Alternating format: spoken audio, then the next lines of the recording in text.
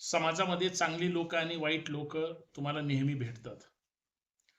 राजकारणात सुद्धा चांगल्या विचाराची, नीतिमत्तेची आणि चांगल्या एक आदर्शवत जीवन जगणारी माणसं सुद्धा भेटतात.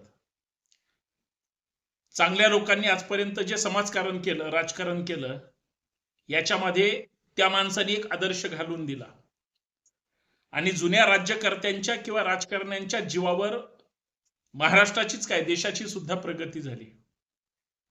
राजकारणी कधीच स्वतःचं घर जाळून किंवा स्वतःच्या घरावर तुळशीपत्र ठेवून मोठा झालेला नाही, पण जी शून्यातून विश्व निर्माण करण्याचा किंवा राजकारण निर्माण करण्याचा ज्याने ज्याने प्रयत्न केला, ती राजकारणात कितीही मोठ्या पदावर गेली पण त्यांना ते कमवता आलं नाही. ज्यांनी नेहमी दुसऱ्याच्या खांद्यावर बंदूक ठेवून राजकारण करण्याचा प्रयत्न केला, कदाचित ती इतकी श्रीमंत झाली की खालच्या पायामध्ये त्यांनी किती लोकांना खाली दाबून वर आली, मोठी झाली, हे त्यांना सुद्धा कल्पना नसते. कारण त्यांनी फक्त आपल्याला मोठं व्हायचंय हेच राजकारणाचा विडा त्यांनी उचललेला असतो. राजकारणामध्ये सुद्धा प्रवास करताना चांगली वाईट माणसं भेटतातच आणि त्याच लोकांच्या जीवावर राजकारणामध्ये यशस्वी झालेली लोक आपण पाहिलीत. परंतु ज्यांच्याकडे एक आदर्श विचारधारा आहे, ज्यांच्याकडे एक व्हिजन आहे, ज्यांचा प्रचंड या राज्याच्या किंवा देशाच्या एक राष्ट्रीय विकासाचं धोरण आहे, अशा माणसांना ते कुठल्या भागातले, कुठल्या जातीतले, कुठल्या धर्मातले, याच्यापेक्षा त्यांच्याकडे काय क्वालिटी या जीवावर त्यांना राजकारणामध्ये यश मिळालं. परंतु ही सगळी मंडळी जुन्या काळात तुम्हाला पाहायला मिळत होती. आत्ताचं राजकारण प्रत्येक राजकारण्याने जर आत्मपरीक्षण केलं तर जुन्या राजकारण्यांचा आदर्श किंवा त्यांच्या विचारांवर हे काम करू शकतात का हा जरी प्रश्न विचारला तर ते स्वतःकडे बोट कधीच करू शकत नाहीत.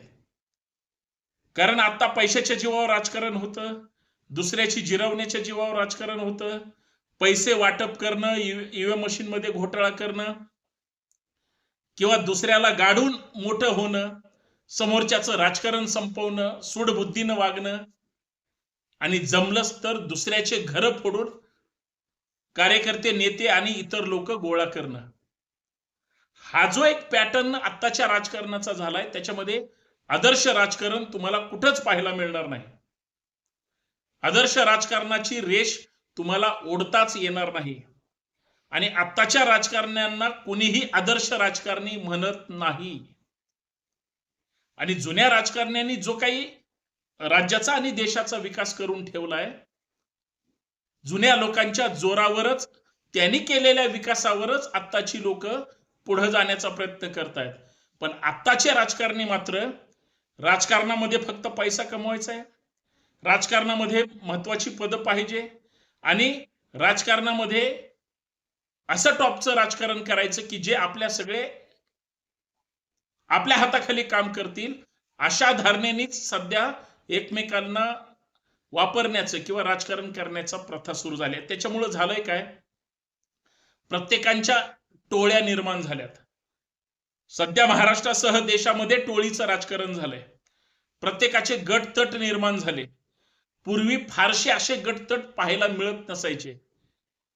वरिष्ठ नेत्यांनी दिलेला आदेश शेवटच्या कार्यकर्त्यापर्यंत ते शिरसावंद मानायचे. वरिष्ठांनी सांगितलंय याच्यात आम्ही बदल करू शकत नाही. आता वरिष्ठच सध्याच्या राजकारणामध्ये इतके झालेत की प्रत्येकाच्या गटातटाच्या राजकारणामध्ये सध्याच्या राजकारण्यांना आणि त्या राजकीय पक्षाला शत्रू इतर शोधायची गरज नाही. आसपासचे शत्रू असतात आणि आसपासच्या शत्रूच्या जोरावर यांचं राजकारण सुरू आहे. आणि या सगळ्या गोष्टीमुळे झालंय काय, राजकारणाचा दर्जा तर खालावलाच गेला, परंतु राजकारण अत्यंत घृणास्पद पाहायला लोकांची सुरुवात झाली. आणि आता सध्याचं राजकारण तर तुम्ही पाहताय, कॉस्मेटिक कल्चरमध्ये, मग ते महिलांचं राजकारण असेल, प्रतिनिधित्वाचं राजकारण असेल किंवा चांगल्या वाईट नजरेनं पाहणं किंवा अन्याय अत्याचाराचं राजकारण असेल, प्रत्येक राजकारणी अंधश्रद्धा आणि बुवाबाजीच्या नादी लागला. स्त्रीरंपट म्हणा किंवा अजून वाईट मार्गावर लागला. प्रत्येक बदनाम बादशाह राजकारणामध्ये टॉपला झालाय. सध्याच्या राजकारणामध्ये अजून एक नवीन ट्रेंड निर्माण झालाय. जो गाव कुसातला, शहरातला, गल्ली बोळातला गावगुंड होता, ज्याची ब्लॅक कॉलर होती, तो आता व्हाईट कॉलर गुंड होत चाललाय. आणि सगळ्या गुंडांना वाटतं की निवडणुकीमध्ये मी उभं राहिल्यानंतर दहशतीच्या जोरावर मी एकदा निवडणूक लढली आणि मी जर निवडून आलो तर जे जुने पाप आहेत ते सगळे धुतले जातील किंवा जातात. आणि एखादा वरिष्ठ राजकीय नेता, आमदार, खासदार धरायचा आणि त्याचा कार्यकर्ता म्हणून जगायचा. याच्यात होतंय काय, बाकीचं सगळं राजकारण बाजूला राहतं, बाकीच्या सगळ्या गोष्टी बाजूला राहतात, म्हणजे गुन्हेगारी असेल किंवा इतर गोष्टी असतील, आणि त्याच्यातून हा स्वच्छ प्रतिमेचा होऊन जातो. चांगल्या लोकांना संधी नाही. सध्याच्या राजकारणाचा दर्जा वाईट आणि एक चुकीच्या मार्गाकडे जात असल्यामुळं सध्याचं राजकारण इतकं वंगाळ झालंय, वाईट झालंय. त्याच्यामुळं आत्ताचे राजकारणी कुणाचाच आदर्श नाहीयेत.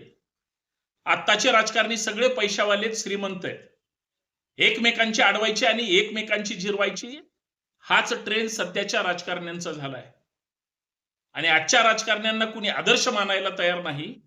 त्याच्यामुळं राजकारणाचा जो दर्जा घसरलाय, राजकारण्यांची जी आबरू गेलेली आहे, राजकारण्यांची जी पद प्रतिष्ठा संपलेली आहे, कितीही भ्रष्टाचारात अडकलेला असला, कितीही तो पुढारी नालायक असला, कितीही त्यांनी भ्रष्टाचार केलेला असला, त्याचे 2 नंबर धंदे असतील किंवा काय असेल, सगळं पाप एखाद्या पक्षात त्यांनी प्रवेश केला की सगळं धुतलं जातं. घाणेरडी लोक जेवढी राजकीय पक्षामध्ये प्रवेश करतील, राजकीय नेत्यांनी एकदा त्यांच्या पाठीवरून हात फिरला की ते पवित्र होतात. एखादा राजकारणी कितीही म्हणजे गलिच्छ स्वरूपाचं राजकारण करू द्या किंवा अजून कुठल्या घोटाळ्यात अडकू द्या, सध्याच्या पुढाऱ्यांच्या गळ्यातला तो ताईत होतो. मग आदर्श कुणाला मानायचं? त्या वरिष्ठ नेत्याला आदर्श मानायचं का हा पापी जो कार्यकर्ता पक्षाने घेऊन त्याला जो पवित्र केलाय? आणि सत्ताधारी पक्षांकडे भ्रष्टाचारी असू द्या, बलात्कारी असू द्या किंवा फसवे असू द्या, बुडवणारे असू द्या, घाणेरडे राजकारण करणारे असू दे किंवा ज्यांचे हातच काळे झालेत, ज्यांचे विचारच काळे आहेत, ज्यांची नियतच काळी आहे, असे सुद्धा सत्ताधारी पक्षांमध्ये जर त्यांनी प्रवेश केला तर त्यांच्याकडे जे वॉशिंग मशीन आहे त्याच्यात ते इतके स्वच्छ होतात की त्यांना नंतर काहीच करायची गरज लागत नाही. हा सध्याच्या राजकारणाचा दर्जा आहे. सध्याच्या राजकारणाचा दर्जा इतका गलिच्छ, वाईट आणि बेआबरू झालेला आहे. कदाचित भविष्यामध्ये सध्याच्या घाणेरड्या गोष्टी महाराष्ट्रातल्या लोक पाहतायत, लोकांच्या नजरेसमोर आहेत. लोक राजकारणाकडे येण्यासाठी किंवा राजकारणात पडण्यासाठी इथून पुढे तर धजावणार नाहीच आहेत, पण राजकारणामध्ये आपल्या मुलीबाळी किंवा बहीण बायको पाठवताना सुद्धा 100 वेळेस विचार करतील. असा आत्ताच्या राजकारणाचा दर्जा झालेला आहे. अत्यंत वाईट परिस्थिती झालेली आहे. याच्यातून महाराष्ट्र जर वाचवायचा असेल तर जुन्या जाणत्या ज्या लोकांनी राजकारणाचा एक आदर्श घालून दिलाय, जुना पॅटर्नच राजकारणामध्ये परत आणला तरच सक्सेस होईल. अन्यथा सध्याच्या घाणेरड्या राजकारणामुळे राजकीय नेत्यांची आणि राजकारणाची प्रतिमा प्रचंड मलिन झालेली आहे. हे मला निष्ठूनपणे, ठामपणे सांगावं लागेल. बाकी तुम्हाला काय आदर्श घ्यायचा आहे, तुमचा कोण आदर्श आहे आणि कुठली विचारधारा तुमच्यासाठी महत्वाची आहे, तुम्ही ठरवा. पण सध्याच्या राजकारणामध्ये विचारधारा नाही, घाणेरडा नेता सर्वश्रेष्ठ ठरतो. ही जर परिस्थिती असेल तर ती अत्यंत वाईट आहे आणि हा राजकीय स्तर आहे. जय शिवराय.